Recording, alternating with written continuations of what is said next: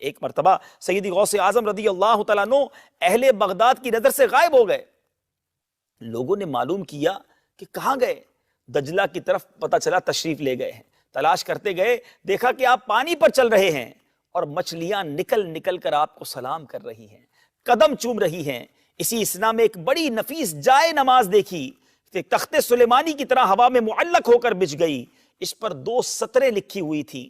پہلی سطر میں الا ان اولیاء اللہ لا خوف علیہم ولا هم يحزنون, اور دوسری سطر میں سلام علیکم اہل البیت انہ حمید مجید لکھا تھا. اتنے میں بہت سے لوگ آ کر جائے نماز کے گرد جمع ہو گئے. ظہر کا وقت تھا, تکبیر ہوئی, حضور امام ہوئے, نماز قائم ہوئی.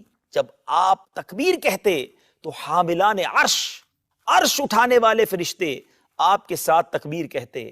جب آپ تسبیح پڑھتے تو 7 آسمان کے فرشتے آپ کے ساتھ تسبیح پڑھتے. اور جب سمع اللہ لمن حمدہ کہتے تو آپ کے لبوں سے سبز رنگ کا نور نکل کر آسمان کی طرف جاتا. جب آپ نماز سے فارغ ہوئے تو یہ دعا کی کہ اے پروردگار, تیری درگاہ میں تیرے حبیب اور بہترین خلائق محمد صلی اللہ تعالی علیہ وسلم کو وسیلہ کر کے دعا کرتا ہوں, تو میرے مریدوں اور مریدوں کے مریدوں کی جو میری طرف منسوب ہو, روح بغیر توبہ کیے قبض نہ کرنا.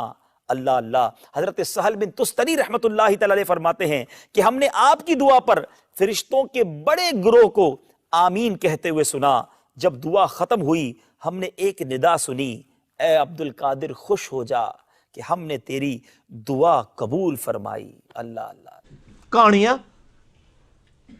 اتنی بڑی کہانی ہے.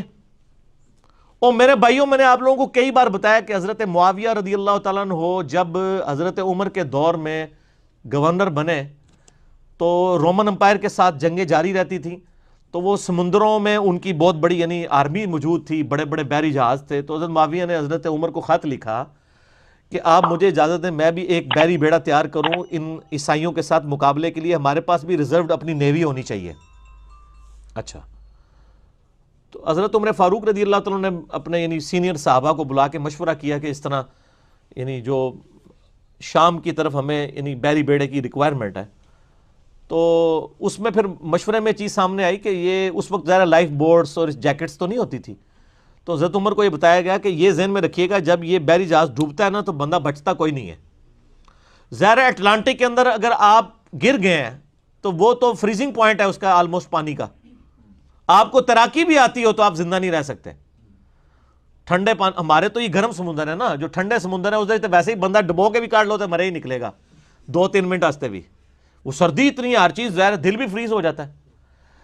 تو حضرت عمر نے کہا بھئی میں تمہیں اجازت, میں یعنی اپنے ساتھیوں کی لائف سٹیک پہ لگا کے, رسک پہ لگا کے میں بیڑی بیڑا بنانے کی اجازت نہیں دوں گا. یعنی صحابہ کرام کے تو کہیں دماغ بھی نہیں سن کہ بابے سمندر تو ٹور بھی لیندے نے. میں تو انہوں ہی دسنا چاہ رہے ہیں کہ کتنی بڑی کہانی ہے. پھر حضرت عثمان کے دور میں دوبارہ سے ریکویسٹ کی گئی تو حضرت عثمان نے پھر ان کو اجازت دی اس حوالے سے کہ بحری بیڑا, پہلا بحری بیڑا پھر حضرت عثمان غنی رضی اللہ عنہ کے دور میں تیار ہوا ہے. اس کی میں نے انجینئرنگ کی ہے کہ صحابہ کرام علیہم رضوان, ان کو تو یہ وہم بھی نہیں تھا کہ سمندر کے اوپر چلا جا سکتا ہے, سمندر کے اوپر آپ مسلح ڈال سکتے ہیں, سمندر کے اوپر گھوڑے چل سکتے ہیں. وہ کہتے ہیں بندے کے مروان لگے ہو, وہ کہتے ہیں بسم اللہ پڑھی تے پانی اتنے ٹرنا شروع کرتا. سر پانی چھڑ دو, میں تو ایتھے ایک نالے تو کوئی ٹور کے تھوڑا کو بزرگ دسے بسم اللہ پڑھ کے. بلکہ کئی بزرگوں کو تو تیراکی نہیں آتی ہوگی, ان کو تو آپ 8 فٹ پانی میں بھی ڈال دیں تو یہ زندہ نہیں باہر نکل سکتے. جس کو تیراکی نہ آتی ہو سر, وہ 8 فٹ پانی میں بھی ڈوب جاتا ہے اگر اس کا یعنی 6 فٹ یا 5.5 فٹ قد ہے. اس کو مارنے کے لیے وہ بھی کافی ہے. ٹھیک ہے, یہ سب کی سب کہانیاں ہیں, جھوٹ ہیں, اور انہی جھوٹوں کی بنیاد کے اوپر پوری زندگیاں انہوں نے گزاری ہیں. ایک نگاہ ماری, یہ کر دیا وہ کر دیا. اور بھائی میرے مسلمانوں کے کتنے ملک تباہ و برباد ہو گیا, آپ کی نگاہیں کسی کام نہیں آئی ہیں. افغانستان ختم ہو گیا, ٹھیک ہے جی, عراق کا تباہ کر دیا, شام تباہ کر دیا, پاکستان کی کمر توڑ دی. آپ کے بزرگ کب کام آنے ہمارے, ٹھیک ہے. وہ ہمارے ایک بھائی تھے, آج وہ ملنے کے لیے بھی آئے تھے مجھے بائی چانس, تو اس لیے مجھے ان کی بات یاد آ گئی. وہ عراق میں ہوتے تھے تو بڑے کٹر بزرگوں کے ماننے والے تھے.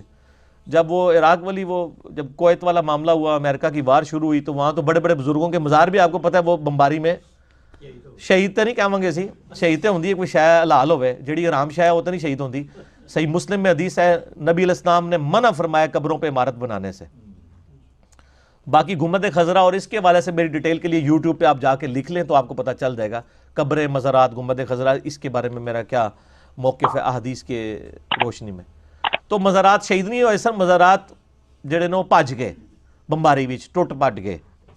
اچھا وہ کہتا ہے میں ادھر سوچنے لگا کہ ہم پاکستان میں ان بزرگوں کو پکار رہے ہوتے ہیں اور یہ بزرگ اپنے مزار نہیں بچا پا رہے، اسے انی دور انہاں نو پکار رہے ہونے ہیں، انہاں دے کول سارے بم پہ، نہ بندے بچے نہ مزار بچے۔ تو اس چیز نے اللہ نے ان کو ہدایت دے دی۔ ٹھیک ہے، یہ میرے بھائی اللہ تبارک و تعالیٰ کے معاملات ہیں۔ اللہ تعالیٰ نے دنیا کو بقدرے ایفرٹ جوڑا ہوا ہے، یہاں پہ جو بندہ کوشش کرے گا اسی کے ساتھ معاملات جس طریقے سے ہوں گے، آپ نے فزیکل فنامنا کو ساتھ لے کے چلنا ہے۔